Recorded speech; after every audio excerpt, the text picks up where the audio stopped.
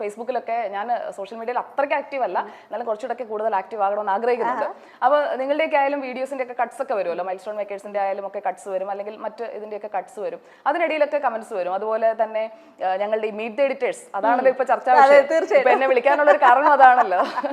അപ്പൊ അതിലെ എന്തെങ്കിലും ഒന്ന് അറിയാതെ പറഞ്ഞു പോയി, അതെങ്ങാനും അബദ്ധത്തിൽ തഗ്ഗായി പോയി കഴിഞ്ഞാൽ, അങ്ങനെയല്ലേ നിങ്ങൾ പറയുന്നത്, തഗ്. അപ്പൊ അങ്ങനെ തഗ്ഗായി പോയി കഴിഞ്ഞാൽ പിന്നെ അങ്ങ് എടുത്തിട്ടങ്ങ് ട്രോളന്മാർക്ക് ചാകര എന്ന് പറഞ്ഞു വീണ്ടും അവളെത്തി എന്നുള്ള മട്ടിലാണല്ലോ.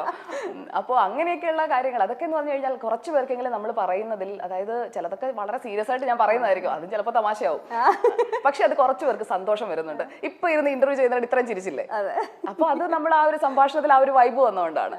അപ്പൊ ആ ഒരു വൈബ് നമുക്ക് കൊടുക്കാൻ പറ്റില്ല. നമുക്ക് ചുറ്റുമുള്ള ആളുകളെ നമുക്ക് ചിരിപ്പിക്കാൻ പറ്റുന്നുണ്ടെങ്കിൽ നമ്മൾ ജീവിതത്തിൽ വിജയിച്ചു എന്നാണ് ഞാൻ അങ്ങനെ വിശ്വസിക്കുന്നത്. യൂഷ്വലി നമ്മൾ ജേർണലിസ്റ്റ്, നമ്മളിപ്പോൾ എന്റർടൈൻമെന്റ് ആങ്കർ, ന്യൂസ് ജേർണലിസ്റ്റ് വേറെ തന്നെ ഒരു കാറ്റഗറി തന്നെയാണ് പോകുന്നത്. ജേർണലിസ്റ്റുകൾ പൊതുവെ വളരെ സീരിയസ് ആയിട്ട് നിന്ന് ഇനിയിപ്പോ ചിരി വരുന്ന സിറ്റുവേഷൻ ആണെങ്കിൽ പോലും ചിരിക്കില്ല. ഞാൻ ഓണർ ചിരിക്കാറുണ്ടല്ലോ. അതാണ് ഇപ്പൊ ആ ഒരു സ്റ്റൈലൊക്കെ മാറി കാര്യമായിട്ട് ചിരിക്കുന്നുണ്ട്. എന്നെ ട്രോളാൻ വേണ്ടിയുള്ള പരിപാടിയല്ലേ എന്ന് ചോദിക്കുന്നുണ്ട്. ഈ ഒരു നിങ്ങൾ തമ്മിലുള്ളൊരു കാറ്റ് ഫൈറ്റ് എന്ന് നമുക്ക് പറയാൻ പറ്റില്ല, കാരണം ആണും പെണ്ണും ആയതുകൊണ്ട് കാറ്റ് ഫൈറ്റ് എന്ന് പറയുന്നത് ഡോക്ടർ അരുൺ, ഞങ്ങൾ ടോം ആൻഡ് ജെറി, ആ ഒരു ഗിവ് ആൻഡ് ടേക്ക് ഉണ്ട്. രണ്ടുപേരും വളരെ സീരിയസ് ആയിട്ടുള്ള ഓപ്പോസിറ്റ്, രണ്ടുപേരുടെയും പേഴ്സണൽ ആയിട്ടുള്ള പൊളിറ്റിക്കൽ സാധനങ്ങൾ അതിനകത്ത് വരുന്നുണ്ട്. രണ്ടുപേരും ഒരു സ്ഥാപനത്തിൽ വർക്ക് ചെയ്യുന്നുണ്ട്. പക്ഷെ എഗെയിൻ അത് കണ്ടു നിൽക്കുന്ന ആൾക്കാർക്ക് ഭയങ്കര രസകരമായിട്ട് തോന്നാറുണ്ട്. അല്ല, ശരിക്കും നിങ്ങൾക്ക് അത് ഇഷ്ടപ്പെടാറുണ്ടോ? എനിക്ക് വളരെ ഇഷ്ടമാണ്. ഞാൻ ഭയങ്കരമായിട്ട് എൻജോയ് ചെയ്യുന്ന ഒരാളാണ്. കാരണം എന്ന് വെച്ചാൽ അതിനകത്ത് എവിടെയോ ഒരു ഫ്രണ്ട്ഷിപ്പ്, ഒരു സ്നേഹവും കൂടി എനിക്ക് ഫീൽ ചെയ്യാം. എവിടെയോ അല്ല, ശരിക്കും ഉണ്ട്. ശരിക്കും പറഞ്ഞു കഴിഞ്ഞാൽ ഞാൻ 24ലേക്ക് വരാനുള്ള ഒരു റീസൺ എന്ന് പറഞ്ഞാൽ, ഞാൻ നേരത്തെ കുറെ റീസൺസ് പറഞ്ഞല്ലോ, ഒരു റീസൺ ഡോക്ടർ അരുൺകുമാർ. അതെ, കാരണം നമുക്കൊരു അപ്പുറത്തൊരാളുണ്ടെങ്കിൽ, ചില നടന്മാരും നടിമാരും ഒക്കെ പറഞ്ഞു കേട്ടിട്ടില്ലേ, അപ്പുറത്തൊരാൾ ഉണ്ടെങ്കിൽ ആ ആക്ഷന് റിയാക്ഷൻ കൊടുക്കാനായിട്ട് നമുക്ക് പറ്റും. അപ്പോൾ എനിക്ക് ശരിക്കും പെർഫെക്റ്റ് ആയിട്ട് എനിക്ക് റിയാക്ഷൻ കൊടുക്കാൻ പറ്റുന്ന ഡോക്ടർ അരുണിനാണ്. തിരിച്ചും അങ്ങനെയാണെന്നാണ് ഞാൻ കരുതുന്നത്. അടുത്ത ഇന്റർവ്യൂവിന് ഡോക്ടർ അരുണിനെ വിളിക്കണേ. തീർച്ചയായിട്ടും. അപ്പോൾ ആ ഒരു ഗിവ് ആൻഡ് ടേക്ക് വരുമ്പോഴേക്കും അത് ഇതുവരെ മലയാളം ന്യൂസ് ചാനൽസിൽ കണ്ടിട്ടില്ലാത്തതാണ്. അപ്പോൾ ഈ മീറ്റ് ദ എഡിറ്റേഴ്സ് എന്ന് പറഞ്ഞ ഷോ കൺസീവ് ചെയ്യുമ്പോൾ ആൻഡ്രോ സാറും, ഞങ്ങളുടെ MD ആൻഡ്രോ സാറും, അതുപോലെ തന്നെ നെറ്റ്വർക്ക് പ്രസിഡന്റ് അനിൽ അയ്യൂരും ഞങ്ങളുടെ ആ ഒരു എഡിറ്റോറിയലിന്റെ ഭാഗമാണ്.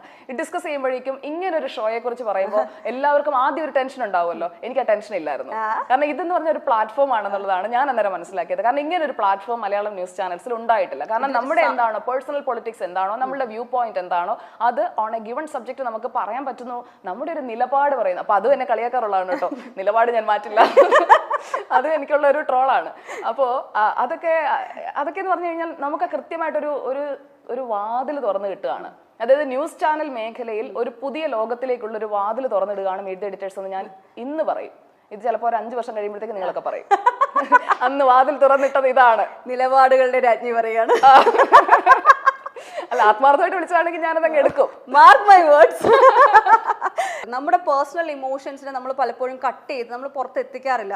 ഒരു ദേഷ്യം വന്നു കഴിഞ്ഞാൽ നമ്മൾ ഓക്കെ, സങ്കടം വന്നു കഴിഞ്ഞാലും കടിച്ചമർത്തുക, സന്തോഷം ഓവറായിട്ട് സന്തോഷം വന്നാലും ഭയങ്കരമായിട്ട് ചിരിക്കാതെ വളരെ ലൈറ്റായിട്ട് മാത്രം ചെറുതായിട്ടൊരു ചിരിയിൽ ഒതുക്കി പോകാൻ ശ്രമിക്കാറുണ്ട്. ഈ ജോലിയിലുള്ള നമ്മുടെ ഒരു അങ്ങനെ ആവണം എന്നൊരു തെറ്റിദ്ധാരണ, 90% അങ്ങനെയാണ്.